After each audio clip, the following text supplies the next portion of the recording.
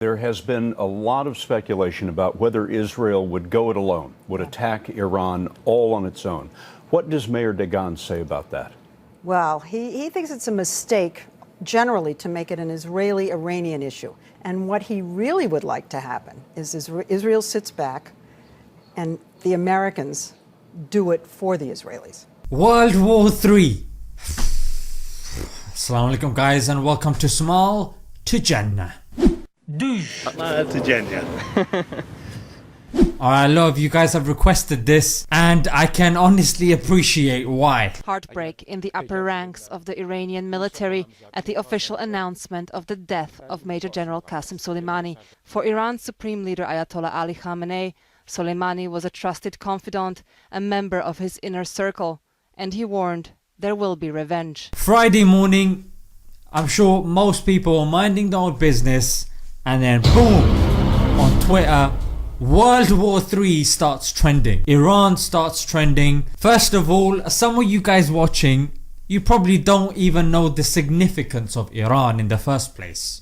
It's a land where the three wise men from the Christian story of Jesus came from. It's a land where the democratically elected leader was removed by the UK and the US in 1953 and was replaced by a tyrant. All because the guy just wanted to nationalize the oil. Okay, now let's look at the facts, yeah? Compare the US with Iran now and see who the aggressor looks like if you put them both side to side. First of all, here's the countries that they have interfered, bombed in the last 60 years. As you can see, the US is coming out looking quite bad.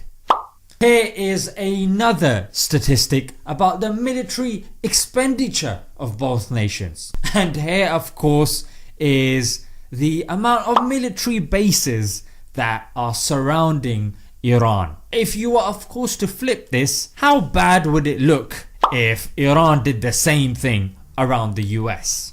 And not to mention, Iran had a nuclear agreement with Obama. This was endorsed by the UN and of course other nations as well. When Trump came into power, he voided that nuclear agreement. Why? I mean, according to experts, Iran hadn't violated anything, but on top of that, sanctions were put on the country, which is just fancy for... 1 year ago today, US sanctions against Iran over its nuclear program were reintroduced. That means the US punish everyone who trades with Iran, which forces the country to go down economically. And because the people of any country are, not quite intelligent, if their day-to-day matters are affected, they get cheesed off by the government. So the US was hoping that if they were putting enough pressure on Iran, then one of two things would happen. Either the own people would revolt against the leadership, or the government would be forced to come back on the agreement table and accept unfair conditions. Okay, so why has the US attacked them? The main reason that they've said is this guy Soleimani was a bad guy. But the intelligent from amongst us will say, well, there's plenty of bad guys in India. And there's also bad guys in China. Does that mean you're going to get involved in those countries? Of course not. Trump of course said that We took action last night to stop a war. We did not take action to start a war. you don't go to somebody, punch them in the face and say, whoa, I did that to avoid a fight between us, yeah? And considering this guy is the second most influential person in Iran, and here is a prominent place in Iran, and those guys are now lifting this flag, and this flag indicates revenge. Now of course Iran has promised revenge, but the US knowing this has threatened Iran again and said, hey, if you try retaliate, we've got 52 of your sites in our vision and we're gonna sort them out as well. Alright, so we know what the reasons are not. The media's clearly going to be pushing its rhetoric. I mean, here's a tweet from one of their main guys somehow making the link to 9/11. Don't try it, boy. What could the reasons be? Well, About 10 days after 9/11, I went through the Pentagon and I saw Secretary Rumsfeld, and he said, this is a memo that describes how we're going to take out 7 countries in 5 years, starting with Iraq and then Syria, Lebanon, Libya, Somalia, Sudan, and finishing off Iran. another reason is Saudi clearly wants to destabilize Iran because the growing influence of Iran, and Saudi doesn't want that. Israel, of course, wants destabilization there as well. And everything should be done to prevent Iran, the world's most dangerous regime. Straight after the attack took place, lo and behold, the only one to publicly show their support to the US was Israel. And not to mention they were given advance notice of the attack as well. And also on the 10th of November 2019, here was the headline.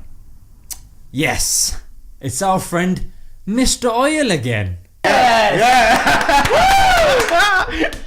Hell yeah! And another reason that experts have said is there is impending impeachment and an election coming up, and naturally if they interfere with Iran, the leader will be made to look in control and powerful and useful. And in Trump's own words, when Obama in 2011, when he had a beef with Obama, that's exactly what he was saying. Our president will start a war with Iran because he has absolutely no ability to negotiate. He's weak and he's ineffective. We have a real problem in the White House. So, I believe that he will attack Iran sometime prior to the election because he thinks that's the only way he can get elected. Isn't it pathetic? And not to mention, of course, Trump knows the conservative Christians are going to be behind him. Obama sent them cash. President Trump turned them into ash. Trump, his name is Donald Hitman Trump. The terrorist killer. It's not happening. You're not about to run us over and kill our people and get away with it. No, Trump is not Obama. This man kills terrorists in his sleep. If he just makes it out to be some Christian thing and how God is on their side. And I really do believe we have God on our side. I believe that. I believe that. So what is next? Well, if Iran retaliates, it's going to retaliate on the US military bases. Now there are certain military bases in Arab countries as well.